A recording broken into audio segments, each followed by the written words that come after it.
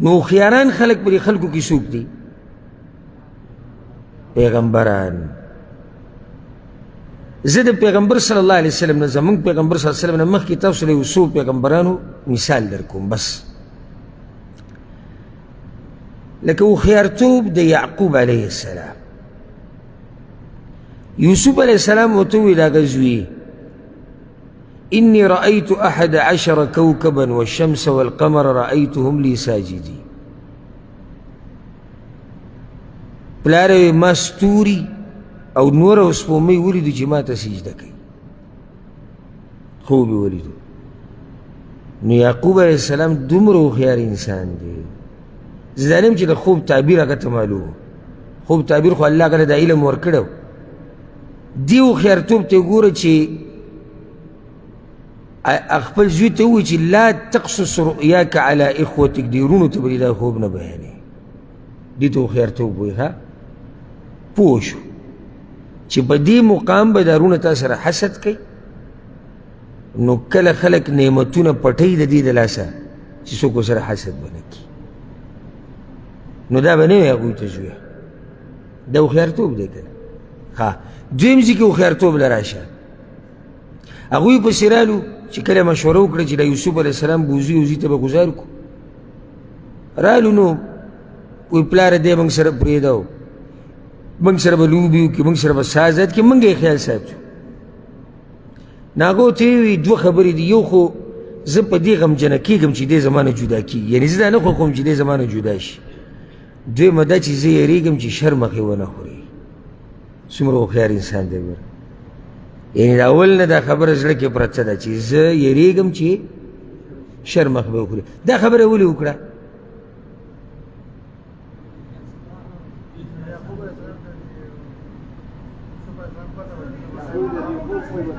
نږدې ورغلی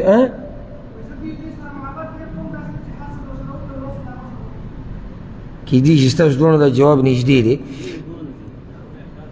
نه نه نه ګوره جواب یې دا دی هغه د دې زامنو په دې حال باندې خبر و او دې ته هوښیارتوب وایي هوښیار پلار د یو بچي د ناستې پاستې او د سوچ او فکر نه خبري چې دی په کومه لار روان دی د دویمه خبره شو درېیمه چې کله هغوی لاړو او بیا رالو په جړا باندې انا ذهبنا منګ لاړو وترکنا یوسف عند متاعنا فاکله الذئب منګ لاړو یوسف علیه السلام پرېښودو د خپل سامان سره او منګ ځان له منډې وایلو نستبق منګ منډې وایلې او یوسف علیه السلام پرېښودو د خپل سامان سره او شر مخ راغی ویې خوړ وجاءوا على قميصه بدم كذب او کمیس هم راوړو چې په هغې باندې وینه لګېدلې وه وی دا د یوسف علیه السلام کمیس ته شر مخ بې حمله کړې ده موږ ځان له خفه یو هوښیارتوب د هغه دا دی قال بل سولت لكم انفسكم امرا تاسو ته د خپلو نفسونو بله څه خبره ښایسته کړې فصبر جمیل زه به ښایسته صبر کوم پوه شو چې دوی دا خبره دروغ ده دې ته هوښیارتوب وایي دې ته څه وایي هوښیارتوب یعنې دومره ډېرو زامنو د پلار دوکه کولی نه شو ځکه چې هغه هوښیار انسان هغه د عقل خاوند او څنګه به هوښیار نه و هغه پیغمبر و داسې یو مثال الله د سلیمان او داود علیهم السلام بارک د پلار او زوی دی داود علیه السلام پلار دی او سلیمان علیه السلام زوی دی وداود وسليمان إذ يحكمان في الحرث إذ نفشت فيه غنم القوم وكنا لحكمهم شاهدين دا دې څه قصه شوې وه چې د یو کس ګډې بیزې د بل کس فصل ته وړېدلې او فصل یې ټول خراب کړه هغوی فیصله راوړه داود علیه السلام نو داود علیه السلام فیصله دا وکړه چې دا ګډې بیزې د دې فصل والی شوې په دې کې سلیمان علیه السلام راغی بهر هغه تپوس وکړو څه فیصله وکړه وایي فیصله دا ده وایي دا غوره ده خو د دې نه بله غوره شتي د دې نه بله غوره فیصله شتي هغه دا ده چې د ګډو بیزو والا ته وایي چې ته د خپلې ګډې بیزې ورکړه دله دی فصل والا او د دې نه دا فصل ته والا په دې کې به ته کار کې دا به ته برابرې او هغه به د ګډو بیزو د وړۍ نه د پشم نه د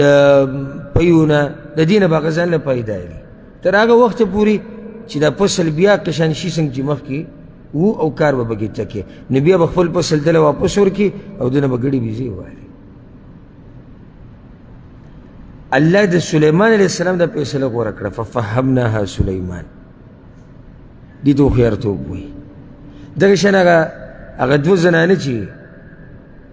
او په هغه ماشوم باندې جګړه شوه یوې وي دا زما زوی دی مشرې وي دا زما زوی دی او کشرې وي دا زما زوی دی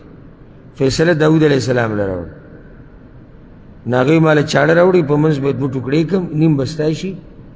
نیم به ستا شي نو کشرې چغې کړې وی زما زوی نه دی دا دې زوی دی نو هغه وي دا دې کشرې دی فیصله یې دا وکړه چې دا زوی د چا دی دا د دې کشرې دی دې ته څه وایي دې ته هوښیارتوب وایي په دې به اکتفا وکړو خو چې صرف تاسو دومره پوه شئ چې پیغمبران ټول هوښیاران